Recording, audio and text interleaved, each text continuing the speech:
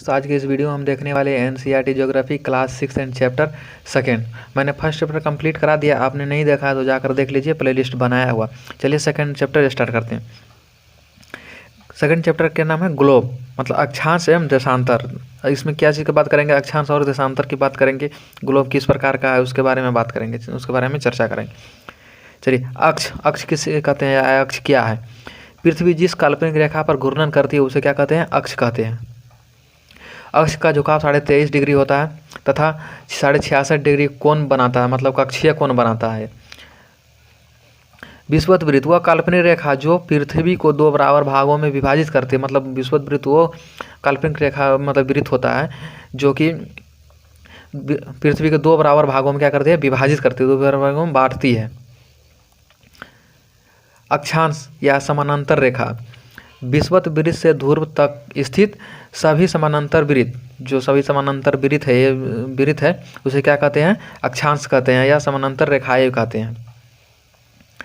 पृथ्वी के ताप कटिबंध, पृथ्वी के 3 तरह का कटिबंध होता है।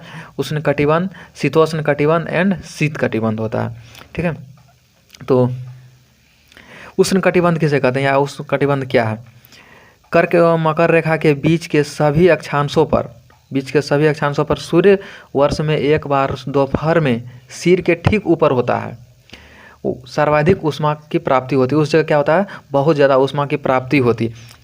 ये जो मकर रेखा, ये कर्क रेखा और ये मकर रेखा, ये दोनों के बीच में क्या होता है? सूर्य डायरेक्ट इसका प्रकाश यहाँ पे बहुत ज़्यादा पड़ता है, इसी कारण यहाँ पे ऊष्मा बहुत ज़्यादा होता है, जिसे क्या कहते हैं? उष्ण कटिबंध कहेंगे।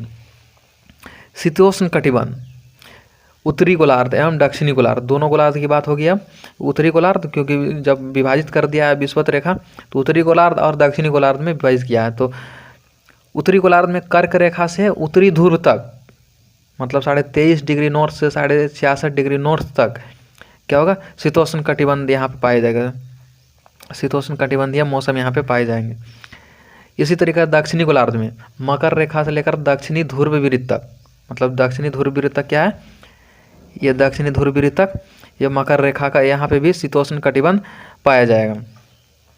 उसी तरीके शीत कटिबंध है, यहाँ पे क्या होगा? तापमान मध्य होगा, यहाँ का तापमान मध्य होगा। यहाँ तापमान ज़्यादा था, ठीक है, उष्ण कटिबंध का तापमान ज़्यादा था, और यहाँ शीतोष्ण कटिबंध का तापमान क्या होगा? मध्य होगा। ठीक है, उसी तरीके शीत कटिबंध, शीत कटिबंध क्या है? उत्तरी ध्रुव वृत्त मतलब उत्तरी ध्रुव तक, उत्तरी ध्रुव वृत्त से, ये उत्तरी ध्रुव वृत्त है, ये उत्तरी ध्रुव वृत्त है, इससे ध्रुव तक, ठीक है। और दक्षिणी ध्रुव वृत्त से दक्षिणी ध्रुव तक यहाँ क्या आएगा? शीत कटिबंध होगा। यहाँ बहुत ज़्यादा ठंड पड़ता है, अत्यधिक ठंड पड़ता है। क्यों? क्योंकि यहाँ से जब सूर्य का प्रकाश जो पड़ता है वो बहुत ही तिरछी पड़ता है, इसके कारण यहाँ पे हीट यानी ऊष्मा कम प्राप्ति होती है। ठीक है, तो वहाँ क्या होगा? ठंड ही पड़ेगा, वहाँ बर्फबारी होता है बहुत ज़्यादा। ठीक है, किसी भी स्थान की स्थिति को जानने के लिए अक्षांश के साथ देशांतर की जानकारी आवश्यक होती है। मतलब किसी भी अक्षांश के साथ देशांतर का जानकारी क्या होता है? आवश्यक होता है स्थान का जानकारी लेने के लिए।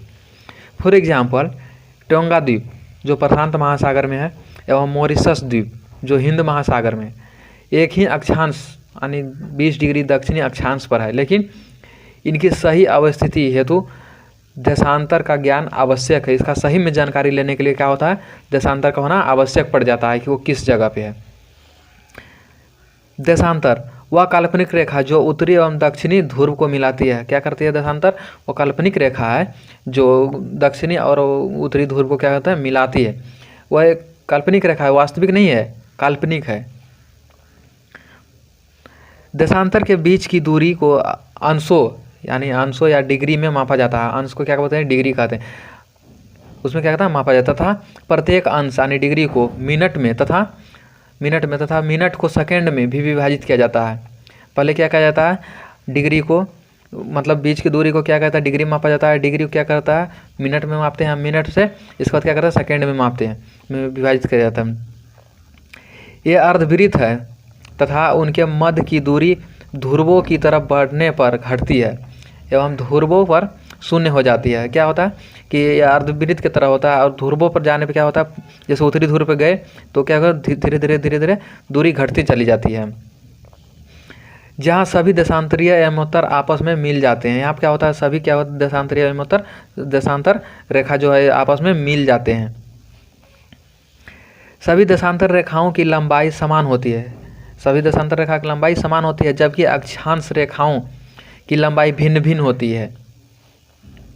प्रमुख यमोत्तर, जो कि प्रमुख यमोत्तर किसका नाम है, यमोत्तर देशांतर का ही नाम है प्रमुख यमोत्तर।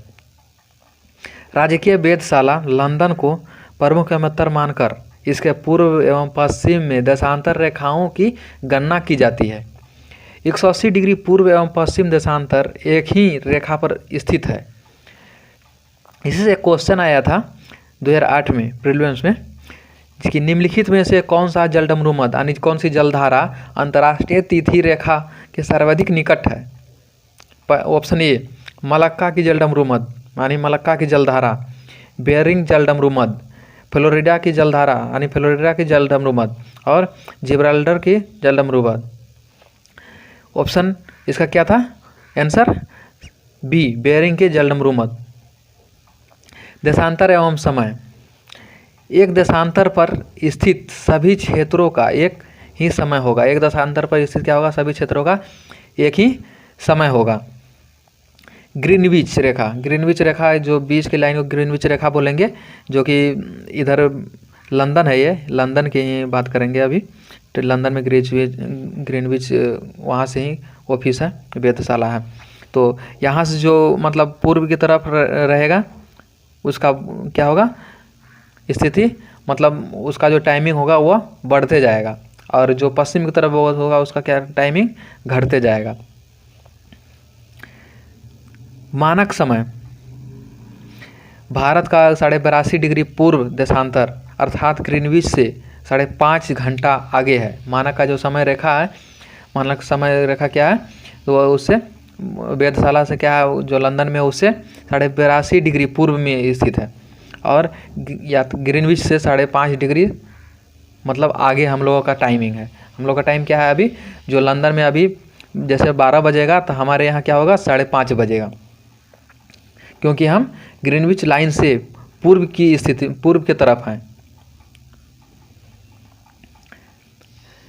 समय गणना विधि, समय गणना विधि, पृथ्वी 24 घंटा में 360 डिग्री घूर्णन करती है। पृथ्वी क्या करती है 24 घंटा में 360 डिग्री मतलब एक चक्कर लगाती है, ठीक है, एक चक्कर घूमती है, घूर्णन करती है। 1 घंटा में 360/24 मतलब 15 डिग्री, 1 घंटा में क्या करता है 15 डिग्री क्या करता है घूमता है, ठीक है पृथ्वी।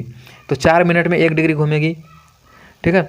तो वहीं फॉर एग्जांपल ग्रीनविच से 15 डिग्री पूर्व में 1 घंटा, ग्रीनविच से जब 15 डिग्री पूर्व जाएंगे, मतलब एक ग्रीनविच लाइन से 15 डिग्री इधर पूर्व जाएंगे तो वहाँ क्या होगा 1 घंटा का फासला होगा, मतलब यहाँ पे 12 बजेगा तो यहाँ 1 बजेगा तभी, ठीक है। तथा पश्चिम में 1 घंटा पीछे चलेगा, और पश्चिम में क्या होगा 1 घंटा पीछे चलेगा, 15 डिग्री माइनस होगा तो यहाँ पे 1 घंटा पीछे चलेगा, ठीक है। यदि यहाँ पर 12 बजेगा तो यहाँ पर 11 बजेगा। इसी पे क्वेश्चन आया था 2013 में पीटी में पूछा गया था, ठीक है, यूपीएससी में, कि अलग अलग ऋतुओं में दिन समय और रात्रि समय के विस्तार में भिन्न किस कारण से होती है। किस कारण से मतलब ऋतुओं में भिन्न होती है समय और दिन रात्रि होता है। पृथ्वी का अपना अक्ष पर घूर्णन के कारण। ऑप्शन बी पृथ्वी का सूर्य के चारों ओर दीर्घवृत्तीय रीति से परिक्रमण। ऑप्शन सी स्थान की अक्षांशीय स्थिति के कारण। और ऑप्शन डी पृथ्वी का तल अक्ष पर परिक्रमण के कारण। तो इसका आंसर आप दीजिएगा कमेंट बॉक्स में, ठीक है। तो मैं आपके आंसर का इंतज़ार करूँगा। पोज कर दे रहे हैं, आप अपना देख कर नोट्स बना लीजिएगा। सबसे पहले आप एनसीईआरटी को रीड कीजिएगा तो ज़्यादा बेहतर होगा और ज़्यादा समझ में आएगा, ठीक है। और वीडियो अच्छा लगा तो वीडियो कमेंट कीजिए, लाइक कीजिए, सब्सक्राइब कीजिए चैनल को, अपने दोस्तों के साथ भी शेयर कीजिए, ठीक है दोस्तों। तो बस इतना ही आपको करना है, और आप अच्छे तरीक़े से तैयारी कीजिए, जो भी मतलब हमसे हो सकता है मैं करूँगा, ठीक है। तो आप सबसे ज़्यादा कमेंट करके बताइए कि वीडियो कैसा लग रहा है आपको। ठीक है।